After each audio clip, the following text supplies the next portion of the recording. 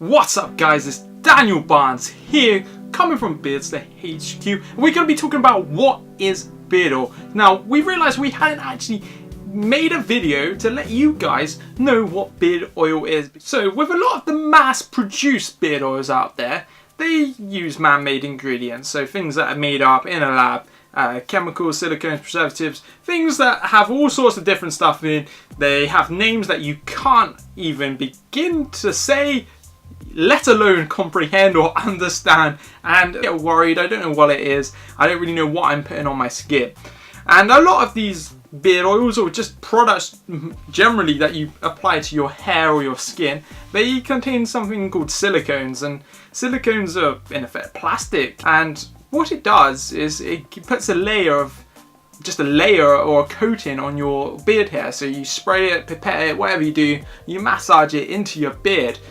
And that's as much as it's really doing. What it actually just does, it gives the impression that your beard is hydrated. So it'll give your beard a really good shine. So your beard will be popping. It will look really good. And it will pretty much stay like that all day long. So you won't have to use probably as much of this stuff as you would a natural product. It's just as soon as that layer's gone, that protective layer has disappeared, you're back to what you had before. And if you are just using these man-made products, these synthetic oils, all you're going to have is a beard that has the appearance of a healthy beard. So it will look shiny, it will look hydrated, but as soon as that disappears, as soon as you get rid of that by washing and scrubbing it away, you're left with nothing. Your beard may be left brittle, it might still be dry, you might still have that itchy skin sort of complex going on. You know, a lot of first time beard growers get that. So what's the difference between a mass-produced sort of man-made synthetic silicone-based beard oil and a natural beard oil? And the natural beard oil, it kind of says it on the tin, it's derived from nature. So mainly plant-based products. You might find, if you invest in a beard balm, a beard wax, things like that, that they might have some beeswax in them. So you might therefore have a product that's derived from animal produce. But that's really as far as it goes.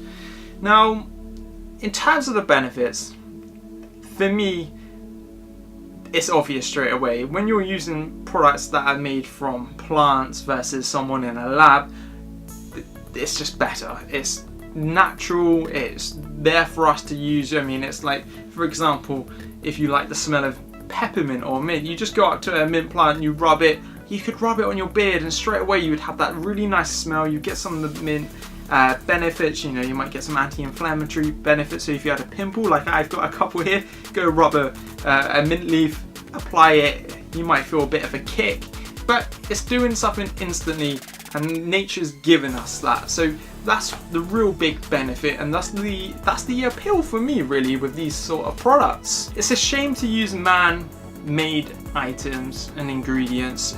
For example, why would you choose to use a silicone-based product when you could have a product like ours, for example, and I'm obviously going to use ours as an example, that has argan oil, it's got jojoba oil, it's got castor oil and sweet almond oil. And I'll take two of these products, two of these ingredients out. So if we think about the argan oil and the jojoba oil, so argan oil, sort of one of the most prized oils out there.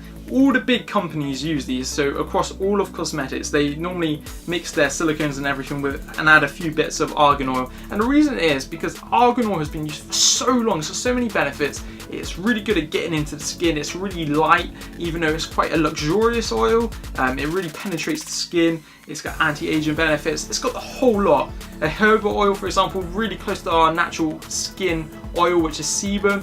It kind of mimics that, so straight away it allows our skin to take all of that in. It's easier for it to take in. It is quite an oily oil, jojoba oil, but the benefits are just tenfold.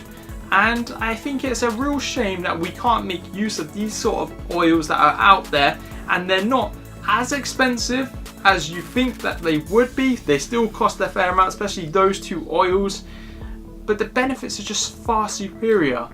So we feel like that's the right way to do it. Make use of what is already out there rather than using some ingredients that you can't even pronounce. Now hopefully you guys liked watching this video. Hopefully you've learned a little bit about the types of products out there. I'll let you decide the sort of products you want to go for. Hit that subscribe button if you haven't already. Check out our other videos. Thanks for watching, guys. As always, really appreciate your time, and we'll see you next week. Goodbye.